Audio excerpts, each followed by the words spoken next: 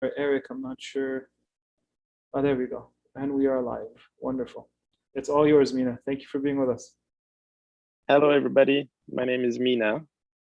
Most of you probably don't know me. I'm new to Ottawa. I'm so happy to be with you, and I'm so blessed and so humbled that I was given this opportunity. So I'm a medical resident. I'm a psychiatry resident at the University of Ottawa. I work at the Civic, General, and Royal. And I was asked to give a presentation on clinical depression. So I posted a link on the chat. I'm hoping this is going to be an interactive session, just so I'm not the only one speaking. I would love to know your opinions too. It helps guide the presentation. So if people can join in, let's just do a tester and see if this is actually working. If you guys can just go on the website and okay, perfect. So a few people feeling tired, some people are over this lockdown, so am I, to be completely honest. Some people feeling okay. And then some people are just like, I don't know what to feel.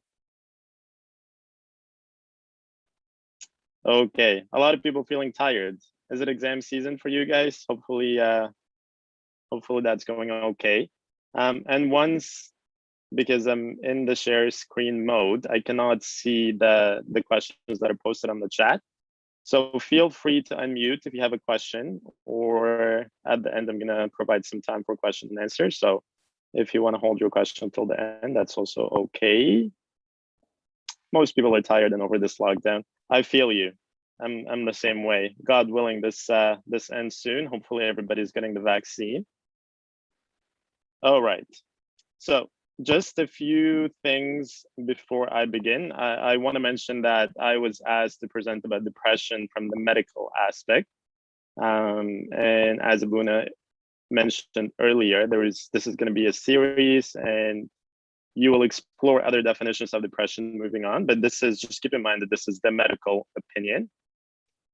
A few facts to share with you, and this is coming directly from the Canadian Mental Health Association. So in any given year, we have 1 in 5 people in Canada that will experience mental health problem or illness, not necessarily depression, just mental health, which is the biggest umbrella for all kinds of diseases. And mental health affects all ages, right? So it doesn't matter what's your ethnicity, what's your socioeconomic status, what's your culture, what's your age, or what's your gender. You know, it doesn't discriminate. It's across all different spectrums. And by the age of 40, about 50% of the population will have or have had a mental illness. So quite common, half of the population is going to go through mental illness at some point. And it is estimated, this is more relevant to you, 10 to 20% of Canadian youth are affected by a mental illness disorder. So this is the single most disabling group of disorders worldwide. So of all disorders, mental health, you know, is the biggest disabling group for the youth of Canada.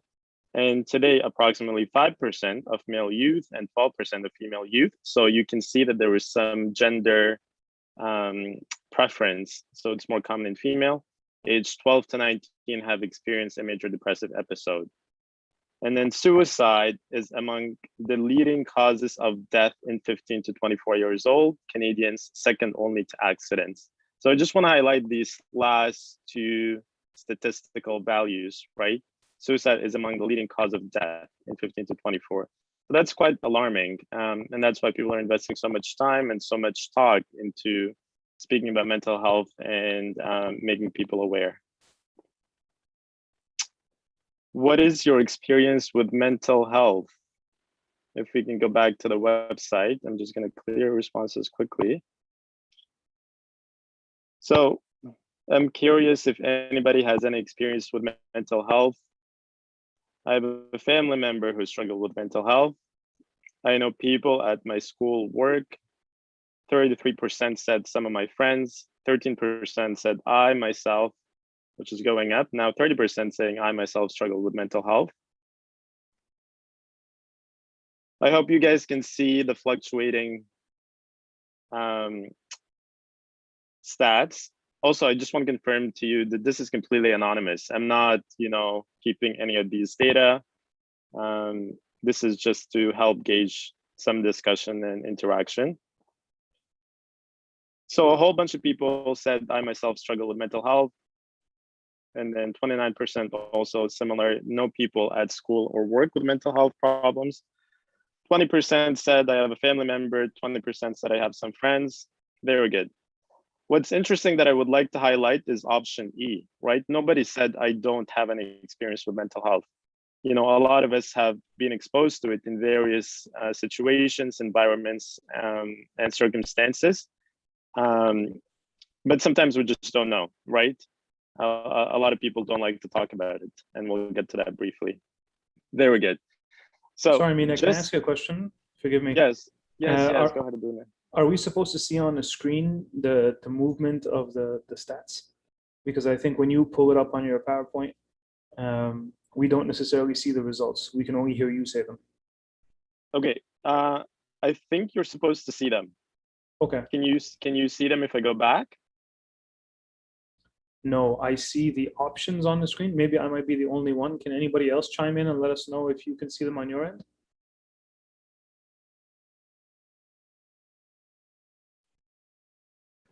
I cannot see them. Yeah, I think we can see the main slide, but we don't necessarily see the results. Okay, but that's fine. Okay. You're describing them, so at least Let we me can hear them. see. What can I do?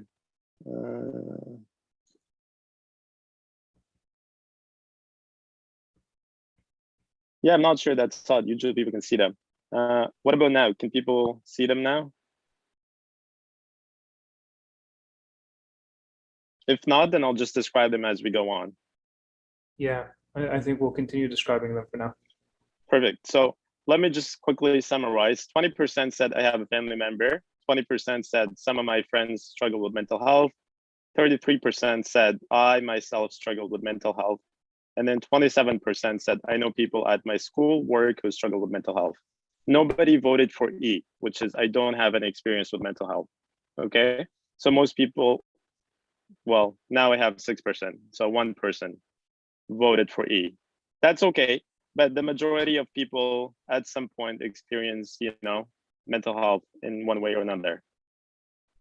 So the DSM-5, the Diagnostic and Statistical Manual of Mental Disorders. So this is pretty much the Bible of psychiatry and psychology. We use the 5th edition, which I believe was published in the early 2000s. And a lot of people, when we talk about mental health, think of depression or anxiety or suicide. Like these are the most common things that come to mind, but it's quite diverse, right? And I just included some of the, chapters titles. We have neurodevelopmental disorders, we have psychosis, mood, which includes depression, obsessive compulsive, we have trauma, we have somatic disorders, we have eating disorders, we have sleep disorders, we have sexual dysfunction. So it is just a huge umbrella, and depression is just like a very, very, very, very minor subset of that. So this is just like a cloud bubble. You can answer, what are the triggers of depression? What do you think could trigger depression? Again, if you go back to the website, and I'll read out the stuff that comes. Loneliness. Somebody said loneliness. Loss of loved ones, definitely, yes. Isolation, 100%, especially now with the pandemic.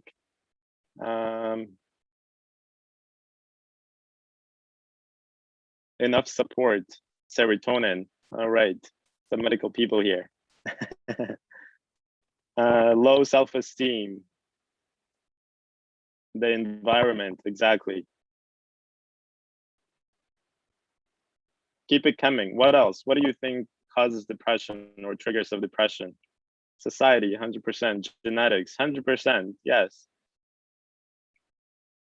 You guys took all the things that I'm going to speak about.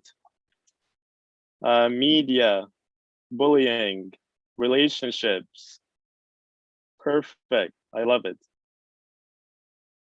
Substances. Oh, 100%. Definitely, yes. Very good. Okay, so a lot of the things you guys already identified. Lack of sleep, exactly. Rejection. I wish you can see, I was hoping that you can see this. It's actually pretty awesome to see it coming. But anyways, maybe we can show you later somehow. But you discussed all the things, very, very good responses so far, and I will touch on many of these triggers as we go on. I'm just seeing if I feeling excluded, right? Sleep.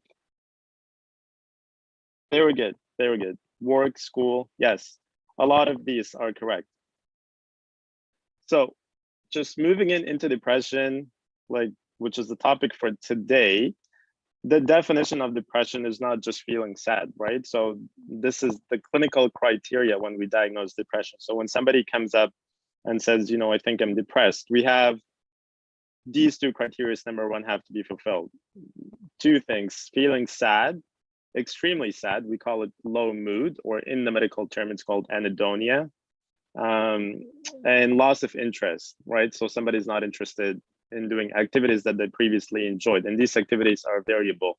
It could be school activities, it could be work, it could be hobbies, sports, whatever you like. So if somebody comes in and say, I'm depressed, to a healthcare professional, and they don't fulfill these two criteria, then less likely that they have depression. Maybe they have something else called adjustment disorder. Something is happening in your life and you're just trying to adjust to it. It's causing a lot of anxiety, but not necessarily depression. So keep in mind, to get the clinical diagnosis of depression, you need to have low mood and loss of interest.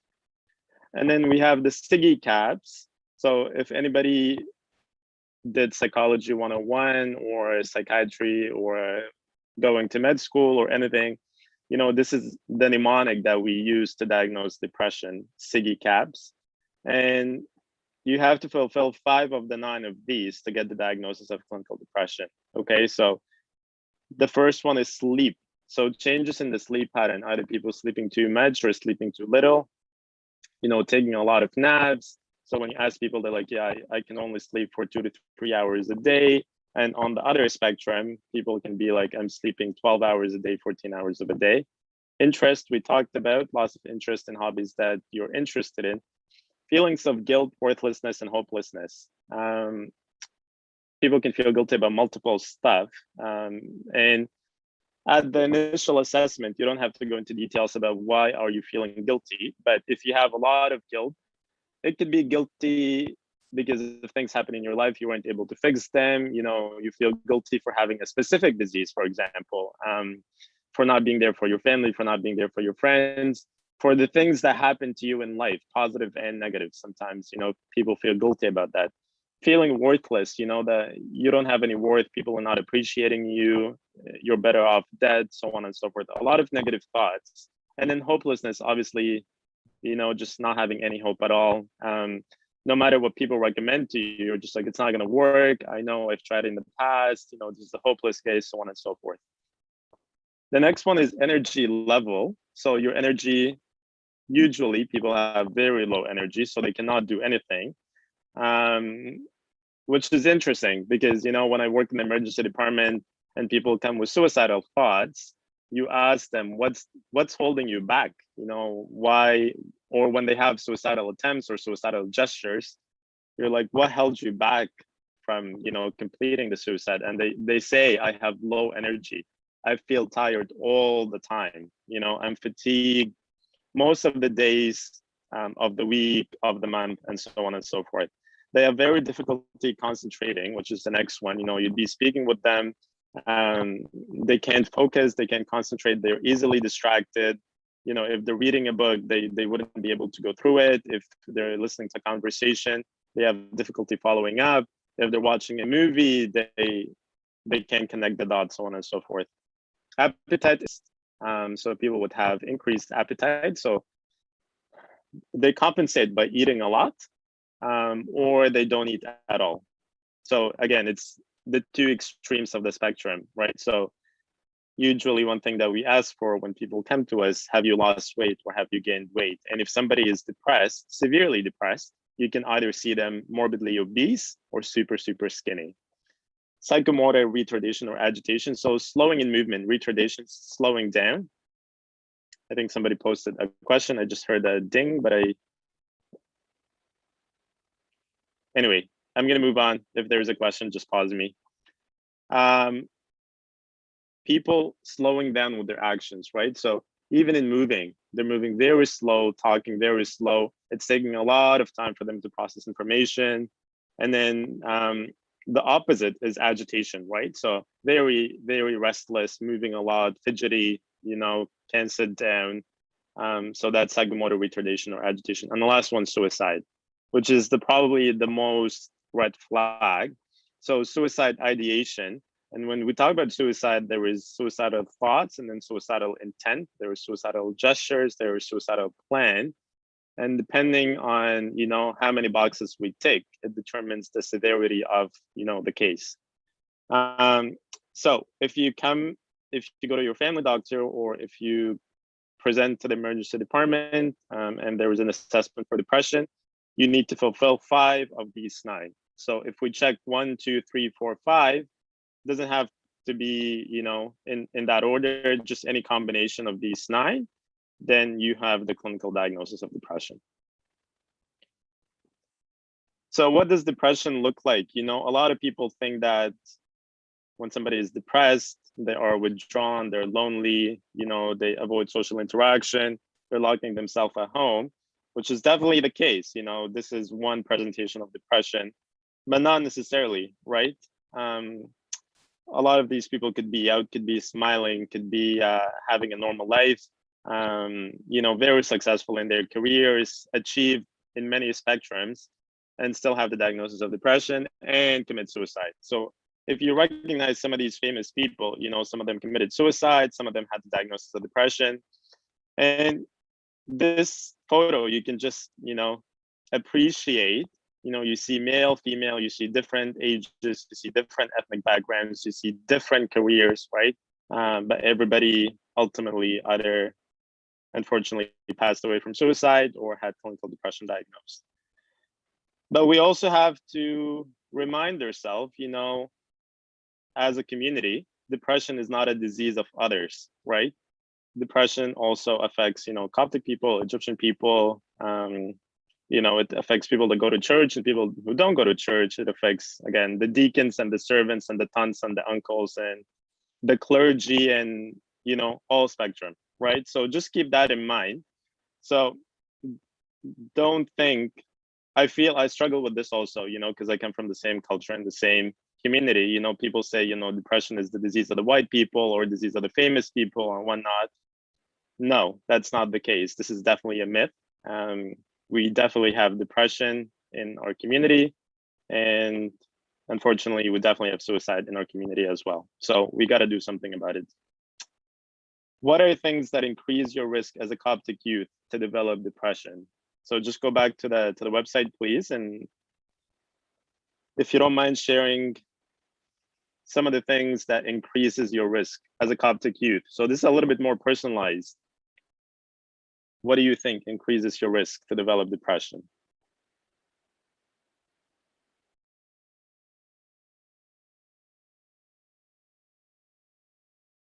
Failing to meet expectations, silence, the culture, the stigma. Very good, very good.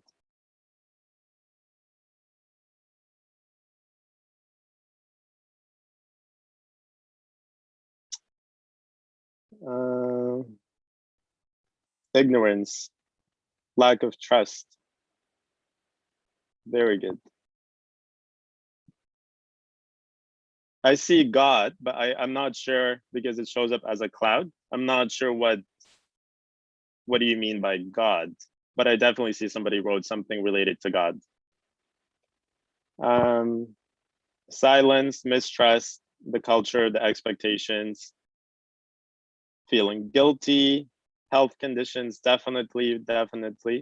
If you can just give these answer one words or 2 words, just so I can see them. Big sentences that get all crumbled up. And I see something about the church, but I'm not sure what's the context of that again. High expectations, a lot of people saying high expectations. Surroundings, definitely. Exclusions, definitely. Very good.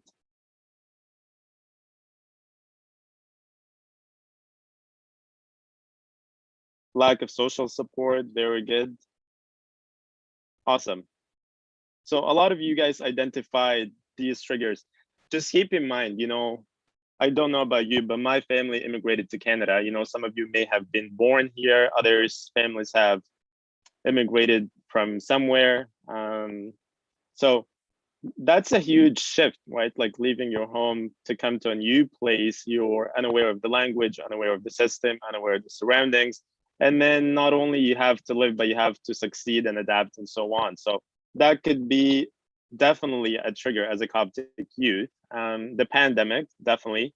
And then, you know, just living in a multi-generational home. You have your parents who lived in Egypt, Sudan, the Middle East, you know, with different values, with different upbringing style. And then you are born and raised in Canada or immigrated here at a very young age, you know, adapting that Canadian or Western style, and then the clashes that occur because of that. So I feel immigration definitely caused a lot of mental health in our community. And then like somebody said, you know, not meeting expectations, whether these realistic or unrealistic, that's a whole different topic, but definitely that's one of the things. And a pandemic, right? We live in the middle of a pandemic where people are more isolated. So that's definitely a more recent trigger. So speaking about risk factors, I divided them to three. There are biologic risk factors, there are environmental and personality traits.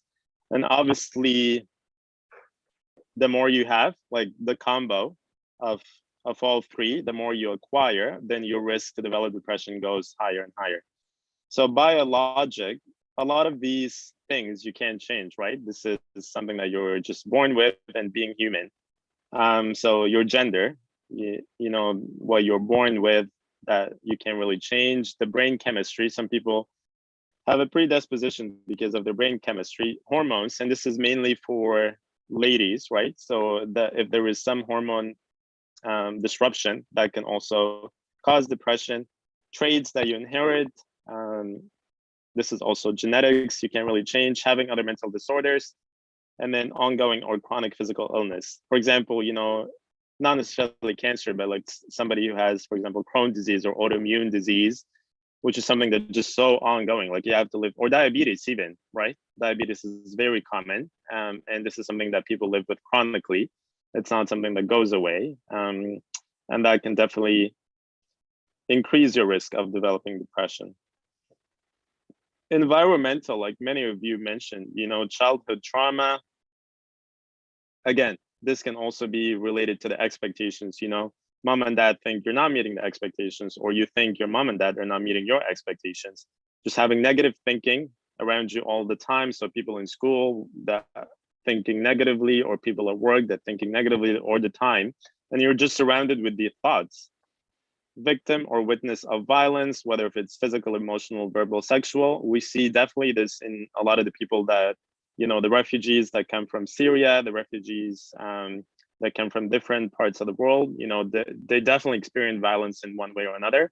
And they don't need to be, so it doesn't need to happen to you, but if it happened to somebody else and you just witness it, as in like you see it, then that can also affect you. We talked about immigration, family conflicts, you know, again, parents are not getting well, or you're not getting well with your parents, or your siblings, or your cousins, or your teta, or your giddo, you know, just family conflicts is a huge umbrella. Stress, the multiple thing, you know, in the middle of the pandemic, having to isolate, there was a lot of exams, there was a lot of financial uncertainty about life. You know, you can go to church, you can do the things that helped you in the past overcome these negative thoughts, or, you know, adapt and cope. Discrimination, definitely we see it. And we see it in refugees, we see it in immigrants. You know, if you have an accent, if you look differently, you become a target to bullying, unfortunately. And we see it also in Aboriginal community. As you guys are aware, recently in the news, the schools that the Aboriginal kids were sent to. So there was a huge discrimination factor. And then socioeconomic status, just being below the level of, you know, survival, or having good income so you can provide medical care to yourself, to your family, and so on. Substances, you know, people that use substances and get into substances because of their low socioeconomic status, they get into that as a coping mechanism. not having proper education, which definitely triggers the stigma and feeds the stigma. And obviously, lastly, homelessness, which we definitely see now as a lot of people lost their jobs because of the pandemic as well. And then lastly, personality traits, right? So these are the things that you have within. Again, these are interesting personality traits. It could be secondary to the environment. So the way you were brought up, right? Just having low self-esteem, not thinking of yourself as highly, not thinking of yourself as somebody who needs to be appreciated and respected and so on.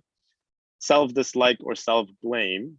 So everything that you do, if it doesn't work out, you come and you blame yourself. You don't really like yourself very much. Being very dependent on others, I need to have my significant other with me, my boyfriend, my girlfriend, my mom, my dad, my friend.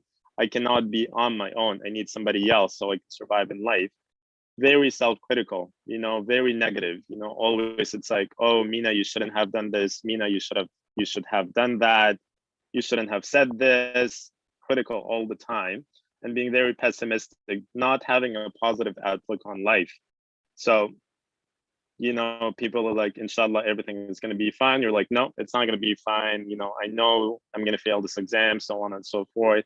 I know my mom is not going to agree to it. I know, just very pessimistic. And a lot of this is on social media, hence the image. It's like these personality traits can be fed through social media, because if you see somebody on Instagram, they are successful, it's graduation season now, and then you didn't do so well, you're like, you tell yourself, this is your fault. Look at everybody's graduating except you. So you're feeding yourself all of this negative energy.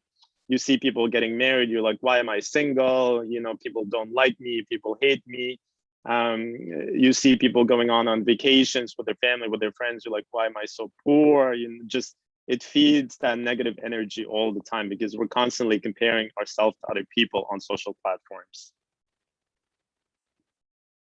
Let's go back to the poll. How comfortable are you to talk about your mental health within your family and friends?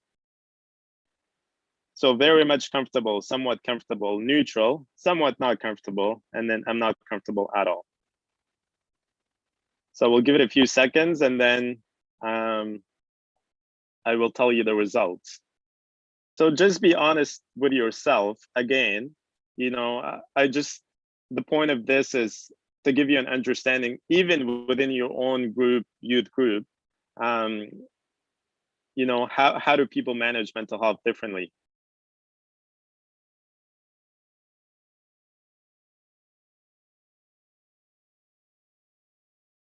All right, just a few more seconds and then I'll tell you the results. So far I have 17 people saying very much comfortable, 17%, sorry, which now changed to 15%. So 15% said very much comfortable speaking about mental health within my family and friends. 31%, 3-1, said somewhat comfortable. 8% neutral, it may be yes, it may be a no.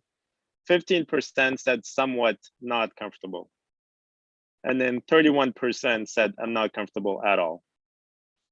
So if we split it, it's 50-50, right? Whoever I have on this presentation, 50 of you are to some extent comfortable, whether that being very much or somewhat, and 15% are not comfortable, again, somewhat or not comfortable at all. So 50-50, which is expected, right? If this is something that was not talked about in your family, or some people don't have the appropriate education to bring up their emotions and to discuss deep things, potentially that could be, a factor. Some of you mentioned earlier trust issues, right? If you don't have trust in your family, that can also be a factor, or your friends. So this question is both the family and friends. And on the other hand, I'm happy to see that half of you, are happy to discuss these with family and friends, bring it to their attention, and hopefully these do something about it. Very good. So the vicious cycle of depression. So if I have to describe how depression emerges, or what are the things that cause you to eventually develop depression? So the first step is situation. So if we look at the top of this diagram, a situation happens, whether that, loss of somebody that you like, or family members, or isolation, especially now with the pandemic, a lot of people feel isolated. So that situation, you try to cope with it, right? You develop your coping mechanisms, you develop, you use your coping mechanisms, you use the tasks that you were adapting through your life, whether through teaching or culture or whatnot. And if it doesn't work out, and if it's not successful, then you become to feel overwhelmed, then you become to feel hopeless. Then it goes to the next step, which is influencing your thoughts, right? So now you feel overwhelmed, you feel hopeless, your thoughts become different. The way that you interpret the environments become different. And often people have a biased way of interpreting situations. And even more often, it's a negative interpretation of the setting or the environment, so they have an unrealistic expectations, they have unrealistic negative thoughts about the current situation, about yourself.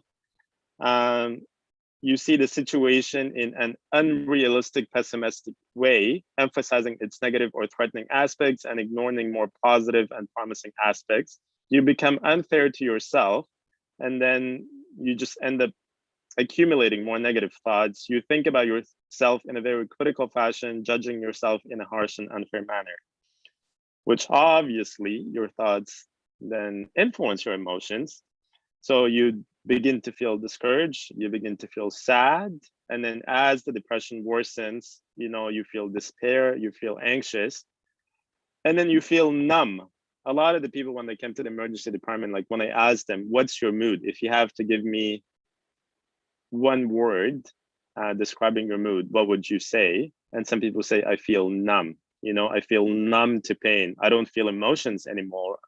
I don't feel pain. It just numbness, like very, we call it blunt affect. You look at their face is not reactive at all. You try to make a joke, they don't laugh. They're talking about something very, very tragic and very upsetting. They're not even tearing. So just like very, very masked faces. And then your emotions ultimately affects your physical state. So these are physiological consequences, right, of your emotions. So that consequently affects your sleep. As we talked earlier, you can sleep too much or sleeping very little. So obviously, if you're feeling anxious or very sad, all of these thoughts are just occupying your brain all the time. You're unable to sleep. Or on the other aspect, people are sleeping for very long hours to prevent having to deal with these thoughts. It changes your brain chemistry, it affects your energy level, and then it makes it very hard for you to cope with life problems. Again, if your sleep is impaired, if you cannot concentrate, if you're not eating well, right, how are you going to be able to cope with any problem that arises? You just, and this vicious cycle keeps feeding itself.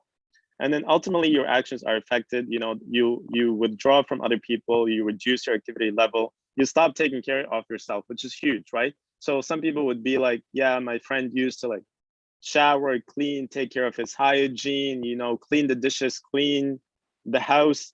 But suddenly there are so many dishes in the sink, there is just moldy food in the fridge, they haven't showered for days, they're just sitting on the couch, sleeping most of the time, or eating or not eating, So it definitely affects your actions. And obviously you can see just as the cycle goes, the depression worsens and worsens and worsens. How supported do you feel as a Coptic youth when you're going through a mental health crisis? So let's go back to the poll.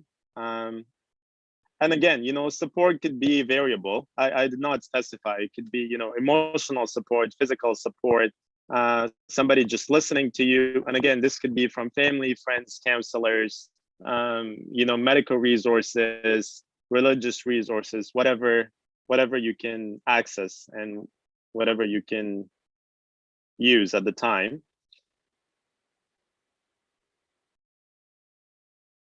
Just give it a few minutes.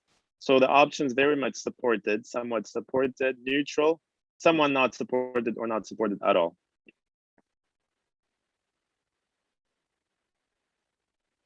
the percentages are changing.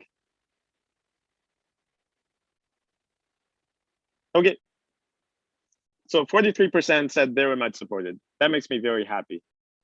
I'm glad that you guys know what resources that you have, what resources you have and accessing them. Now we have 50%. So 50% of you that feel supported, 25% said somewhat supported, and then 13% said neutral. So they're not sure if they're getting support or not. And then 13% said somewhat not supported. So 13% of you, they feel that they don't get the support that they need. And before that, I had a few people saying we don't feel supported at all, but maybe they changed their mind. But the most of you, 50% said they were much supported, which makes me very happy. So let's talk about the stigma. A lot of you guys mentioned stigma. And I love this image because, stigma is just, it's like a bondage, right? You're unable to free yourself from that stigma, or society or community is unable to free themselves from these down and bring us down, and doesn't allow us to think in a positive way to address problems in a positive way. So as I mentioned, mental health affects everybody. It doesn't matter your age, your culture, your spiritual status, your social class. But no matter who they are, people who have been diagnosed with mental health are all likely to experience stigma. So if you talk to somebody, they'll be like, yeah, I was hesitant to approach somebody because I didn't want to be judged. I didn't want to be criticized or critiqued. I didn't want to be viewed as crazy. And again, a lot of people that I see, they're like, well, you probably think that I'm crazy, right? I hate that term, you are crazy, or you're acting like crazy. I try to avoid it even in just like my day-to-day vocabulary. It's public attitudes and belief often based on fear and misunderstanding. I love that definition. Stigma, it's often based on fear and misunderstanding, stereotyping individual with mental illness, exposing them to prejudice and discrimination. So and this is coming directly from the Canadian Mental Health Association, the base for stigma is fear and misunderstanding. Just imagine what we can do if we educate people, if we reassure them, if we provide them with the skills and the resources so that they can help themselves and they can help other people. In 2001, the World Health Organization declared stigma to be the single most important barrier to overcome in the community.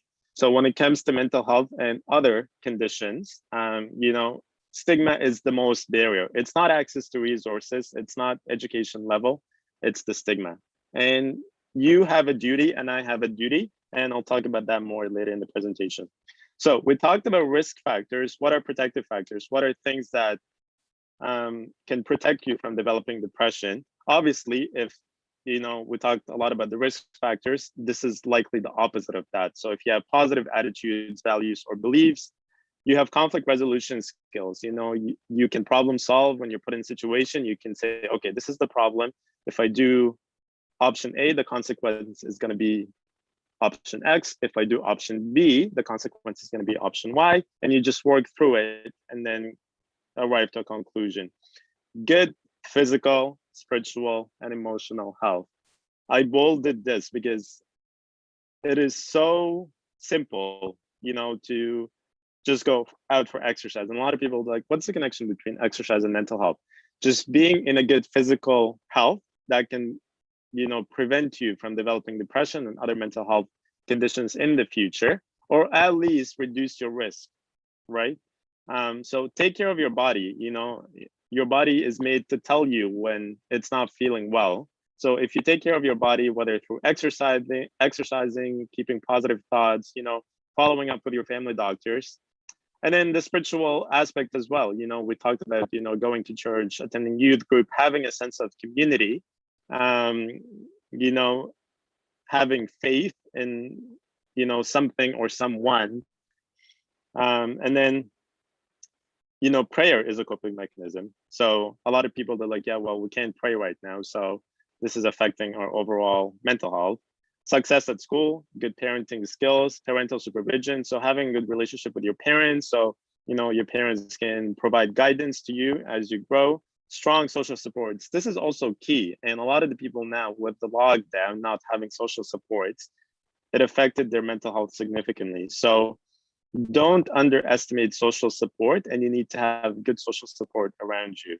People that bring you up, people that understand you, people that are not going to judge you, and provide you with, just listening ears or even advice if they can. Problem solving skills, we talked about that.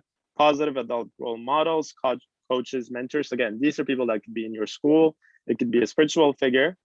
Participation in traditional healing and cultural activities. So this is mainly for Aboriginal people, the traditional healing process that their cultures and communities go through.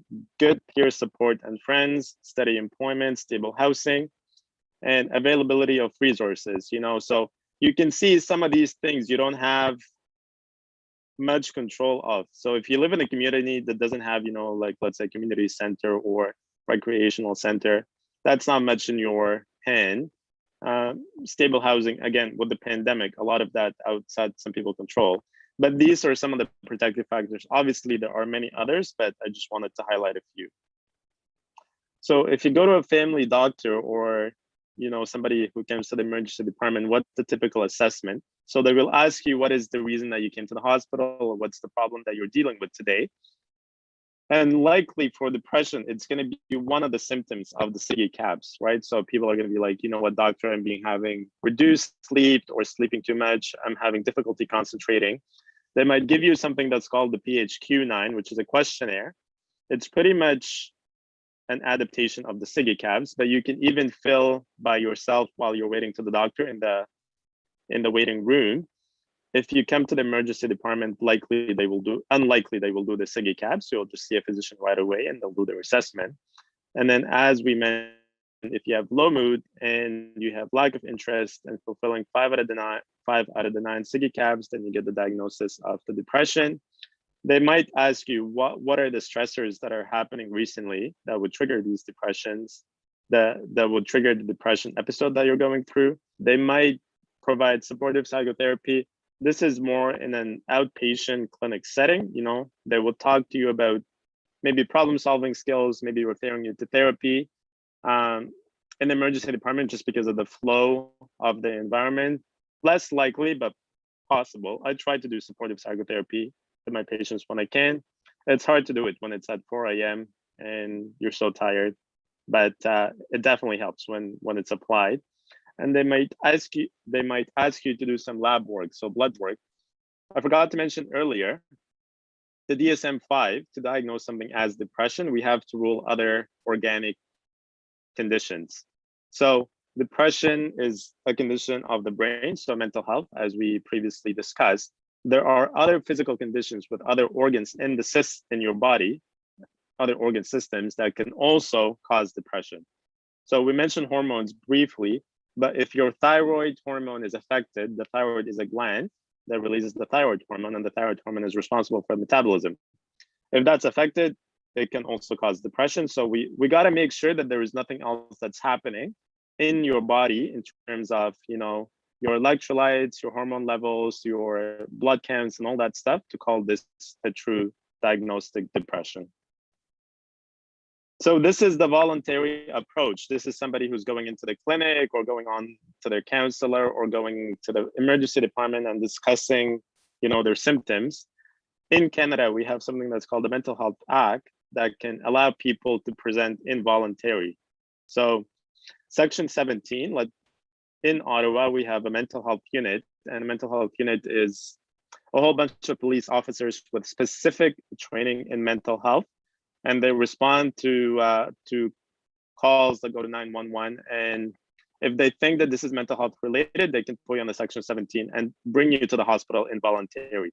At that point, once these forms are filled, you don't have a say. You are presenting to the emergency department. So let's say the police went to see somebody, and as I mentioned, they found their apartment a complete mess, or their house a complete mess. They're not taking care of themselves.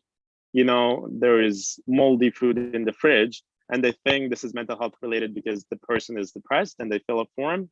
Section 17, they take you to the emergency department immediately.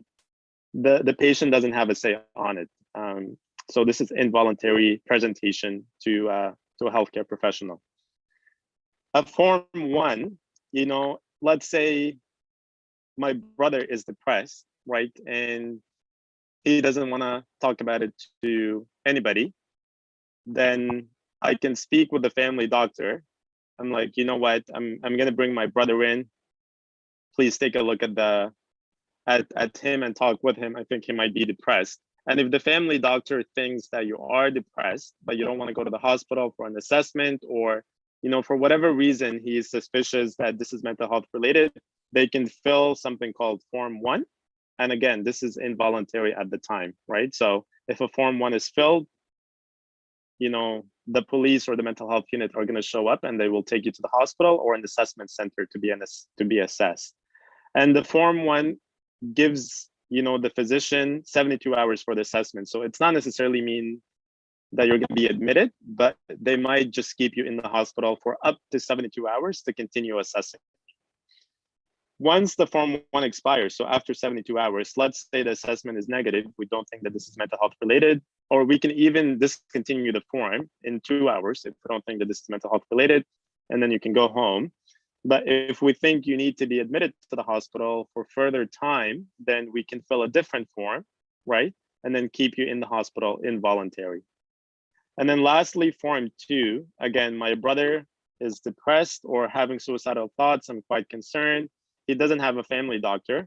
You can go to the Justice of the Peace Order. So if you go to ontario.com or ontario.ca, you can find what's the closest office. And then you have to make a case for the judge. Keep in mind that the Mental Health Act, not only a medical form, but it's also a legal form, right? So because we are holding somebody against their will. So we got to have a good case while we're holding this somebody against their will. It's not putting you in jail, but we are so concerned about your mental health and you don't have an insight, which is huge. A lot of the people with mental health problems, they don't recognize that there is a problem to begin with, right? When you ask them, what do you think is the problem? Society, my mom, the work, the school, the people around me. But do they tell them, but do you feel depressed? They're like, no, I don't feel depressed. There is nothing wrong with me. So they don't have insight that something is wrong with them. That's why these forms are made, to be able to other people, family members, family physicians, they can bring you involuntary and keep you for an assessment. So you go, there is a judge, and you tell them, hey, my brother has been feeling depressed. I think they have been feeling depressed. They haven't been sleeping well. They haven't been eating well. I think we need to do something. They fill in a Form 2, and then you take that to the police department. The police department will come to your house, and then they will take whoever that person is to the emergency department. We'll talk about management. I am keeping track of time. So again, we talked about the vicious cycle. So we have two options: go through therapy or give you medications. So there is obviously a physiological and a biological component to depression. It's not just, you know, your personality traits, your environment, and so on. There is a biological component. Somebody earlier mentioned serotonin, and we'll talk about that when we talk about medications. But your brain chemistry gets altered, your body physiology changes, and that's where the medications play a huge role, right? They help you have better energy. They help adjust the levels of the brain chemistry. They help you sleep better. If people don't have appetite, some medications are appetite inducing, so on and so forth. And therapy targets your thoughts and your emotions. So processing your thoughts, you know, why do I think this way? How else can I think? So providing you with the skills so you can develop positive thoughts, and then providing you with problem solving skills. So because on the top, the situation, we cannot eliminate the situation, right? As you go through life, there is going to be multiple situations that are going to be challenging, that are going to be tricky, and potentially they can put you into depression. But the point of therapy is to provide you with the tools, the skills, and the weapons to target these situations and hopefully overcome them and move on. So medications, commonly known as, you know, the first line SSRIs, selective serotonin reuptake inhibitors, or SNRI, serotonin norepinephrine reuptake inhibitors. So the levels of the neurotransmitters, which is basically little tiny molecules in your brain, it gets adjusted, it gets changed, it gets reduced, right, as you go through depression. And ultimately, that makes your depression worsen. So these medications, pretty much in short form, they prevent these neurotransmitters to be reuptaken and broken down by the brain. So they're like, okay, don't throw it in the garbage yet, keep them for a longer time so they can accumulate and potentially have a positive effects. And then NDRIs, norepinephrine dopamine reuptake inhibitors, the most common ones, SSRIs and SNRIs. Just a quick thing about the medications. Unfortunately, these medications, they take a while to kick in. You know, you need to at least take them 2 to 4 weeks before you can see an effect. A lot of the time, people take them for, let's say, 1 week, 10 days, and they're like, I'm not seeing any effect, I'm gonna stop taking them. Don't, right? If you or somebody who's going through this process and, you know, they are very adamant that the medications are not working, encourage them to continue taking them. As I said, you know, these molecules have to accumulate in your brain to have an effect, so the medications take time to work. Therapy we talked about, so there is something that's called cognitive behavior therapy. It lets you get in touch with your thoughts, you know, a better way to have positive thinking, and ultimately, how does that affect your behavior? So if you're having positive thoughts, how we can have positive behavior. Therapy is not meant to be a lifetime thing, right? It's a few sessions, like let's say people book 6, 7, 8 sessions. You go for these sessions, you get the skills that you need, and then therapy ends, right? It's not like at every crisis you go to therapy. Again, we just wanna provide you with the weapons and then you use them in the world. Lastly, ECT, electroconvulsive therapy. This is a last line for persistent depression or persistent suicidal thoughts. So in short term, you know, we put you to sleep, you get anesthesia, you go to sleep, and then we stimulate your brain with electricity, right? So when your brain is stimulated with electricity, all the cells, they release all these neurotransmitters. So whatever neurotransmitters that you had, we're just going to be releasing them so the brain can use them. So instead of giving you medications, this is kind of like a quick way to increase the levels of serotonin, to increase the levels of dopamine, to increase the levels of norepinephrine in your brain, okay? Historically, there was a quite stigma attached with ECT because people thought, you know, it's basically only done for, again, quote unquote, crazy people, you know, they attach it to electric chairs. No, I have done ECT therapy in the past. You are sleeping in a bed, you know, they give you anesthesia. It takes 20 minutes, you know, we stimulate your brain using electricity. And then in 20 minutes, you're up and outside of the room. Again, this could be in multiple sessions. So you can, for example, Monday, Wednesday, Friday for 20 minutes. We observe you for 15 minutes and then you go home. And then you follow up with your psychiatrist or your family doctor about the effects. What can you do as a youth? You know, you don't have access to medications, you don't have access to ECT. What can you do as a youth? You got to educate people about mental health. You got to educate people about depression, you know? A lot of the people with depression, we talked about guilt. They're like, I feel guilty for having depression. It's not your fault, right? For having depression. It's physiologic, it's your brain chemistry. It could be aggravated or exacerbated by your environment, but it's definitely physiologic. So something is happening within your brain. Exactly when something is happening within your stomach and causing diarrhea or vomiting and so on. Provide emotional support, just be there for these people, listen to them, engage with them. Never belittle their complaints. You know, when somebody says, hey, I'm not sleeping or I'm suicidal, you know, or don't be like, stop talking about that, you know, or, you know, don't take it seriously. No, provide them with validation. Okay, your thoughts are valid, your symptoms are valid. Now, what do we do about it?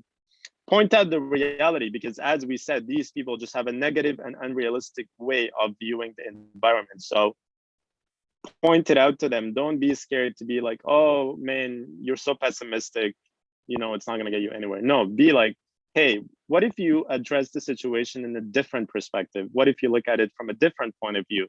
Could it possibly mean X, Y, or Z? You know, could that person potentially mean A, B, or C? So just point it out to them. keep them grounded, keep them in reality, and give them a different perspective so they are not getting into that vicious cycle of negative thinking.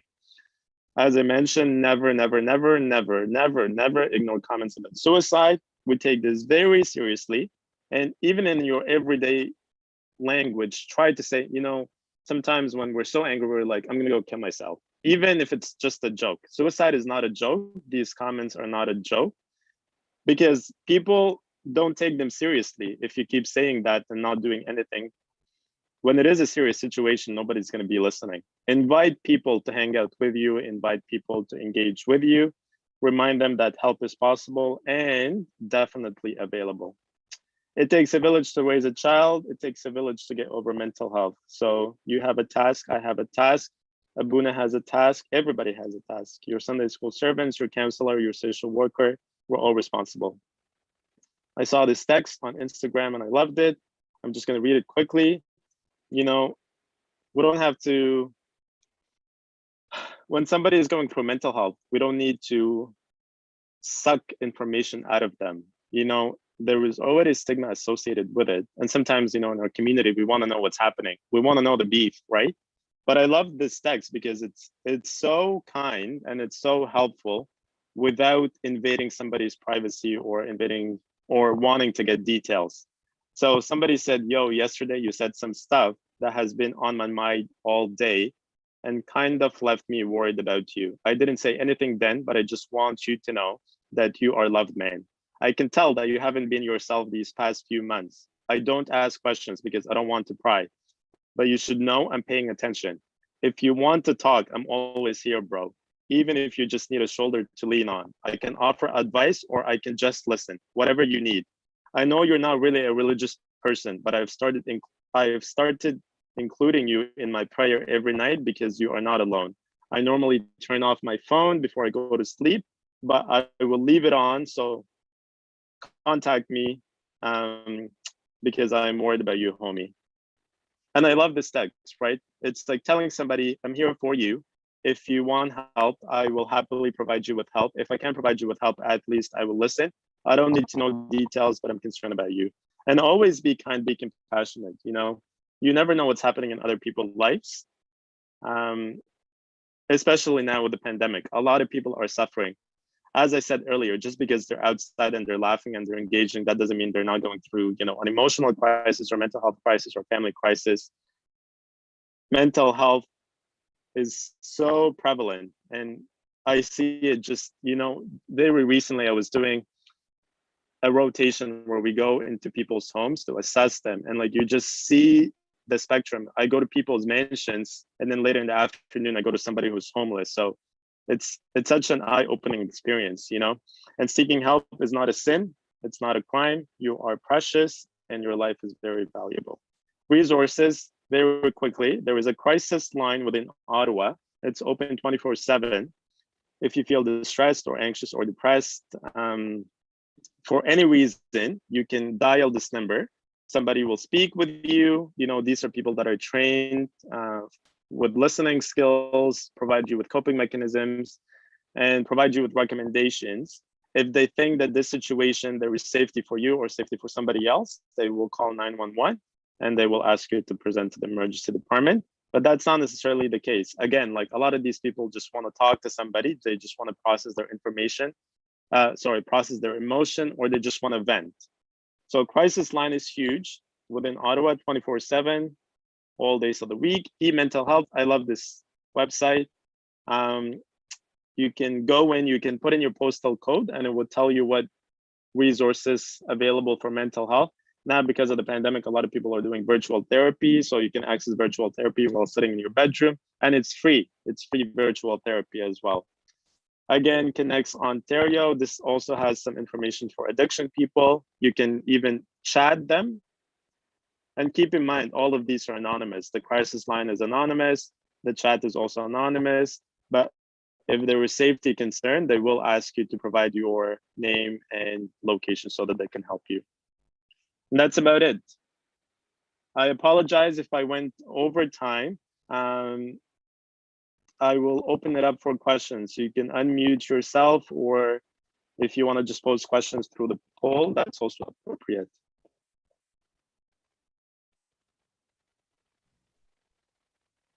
Thank you so much, Mina. If you don't mind, I would love to break the ice and maybe ask you a quick question if that's okay.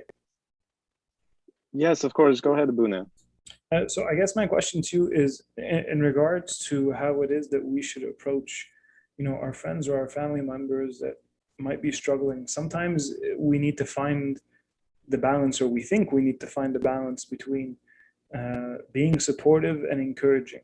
And I guess the tightrope of trying to figure out how pushy we need to be to help a person get out of their own bubble for the sake of pulling them out of that pit that we think that they're in.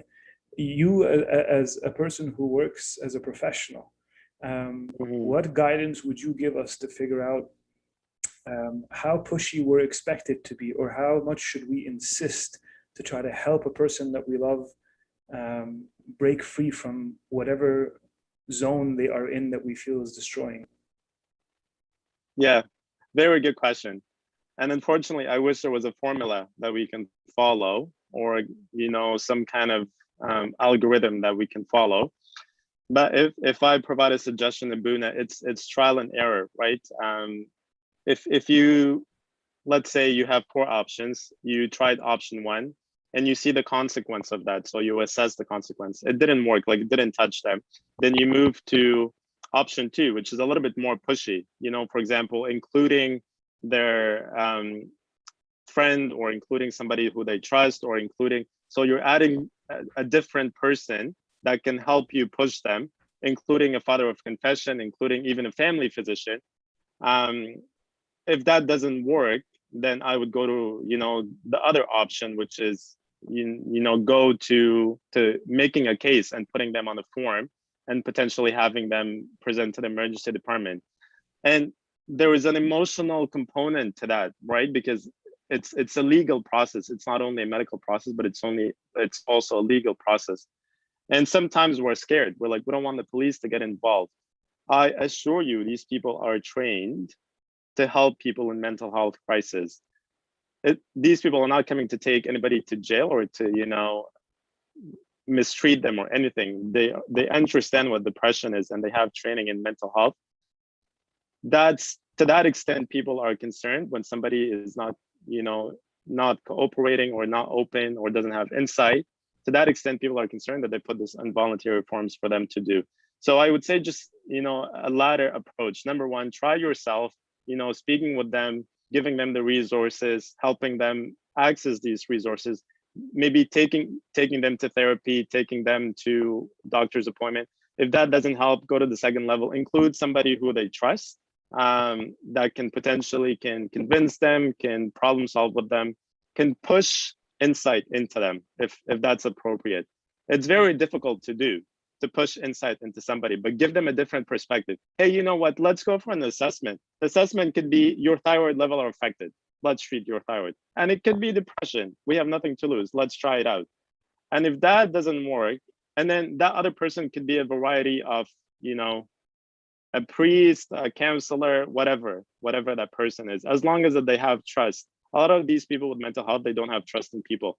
And they think we're out there to hurt them, or out there to give them a wrong diagnosis or whatnot. And lastly, the forms would be your last resort. I don't know if that kind of helps your or answer your questions, but if things don't work out, then maybe you can adjust your approach again and then try again. It's a process, unfortunately. It's not a straightforward answer. Yeah, no, thank you. That was very thorough. Thank you so much. Sorry, there were some questions here. I apologize that they were sent directly to me. Can you speak about deep brain stimulation and its use to treat depression and other mental health disorders? Yeah, this is something new. Deep brain stimulation is something new, and I know a lot of people are doing research about that.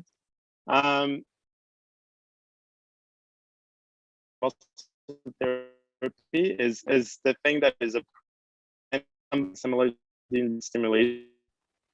A lot of deep brain stimulation, to be completely honest, because it's there is still a lot of research regarding that, but it's definitely something that's promising. And I mean, you could be one of the people that are doing this research and potentially guide us with a guideline.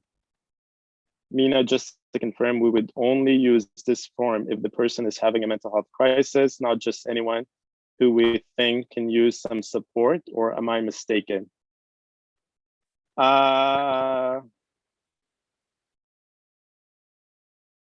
That's a good question.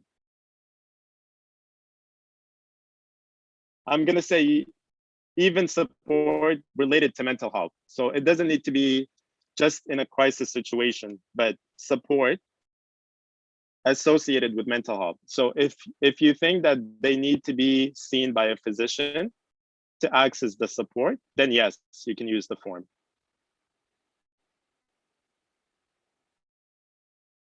So in the form, if anybody have seen these forms, we actually have to justify, because again, it's a legal form, right?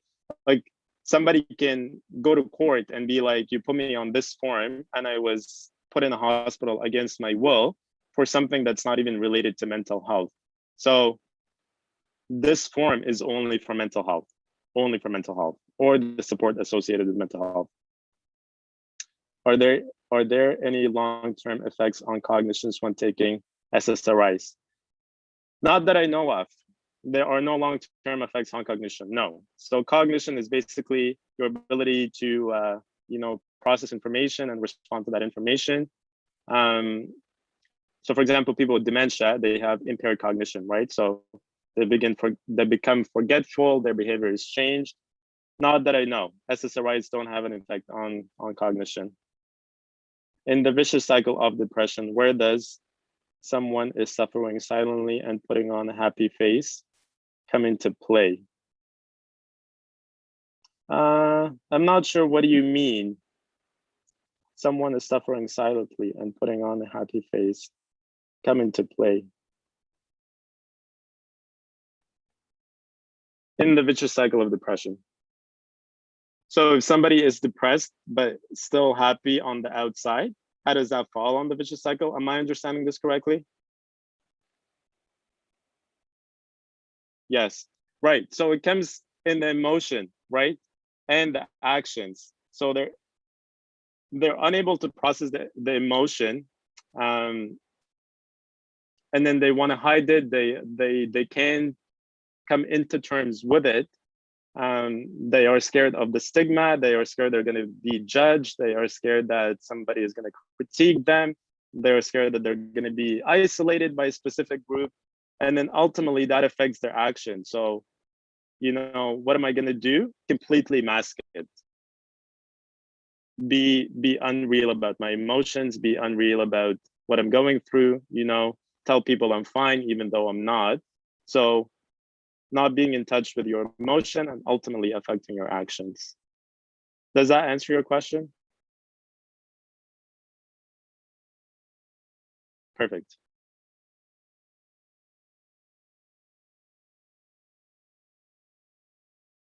These are great questions. You're making me think as well. I'm just gonna go back to the poll in case anybody asked the question there. No, I don't see anything. All right, that's it for me.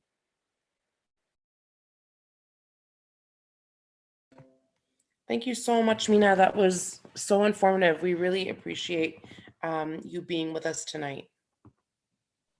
Thank you, everybody. Thank you, Abuna, for providing me with the opportunity. It was such a blessing. Hopefully I meet you in person at some point. If you find me anywhere at the hospital or Costco, just say hello. Thanks, everybody. Thank you so much, everyone. Have a good night.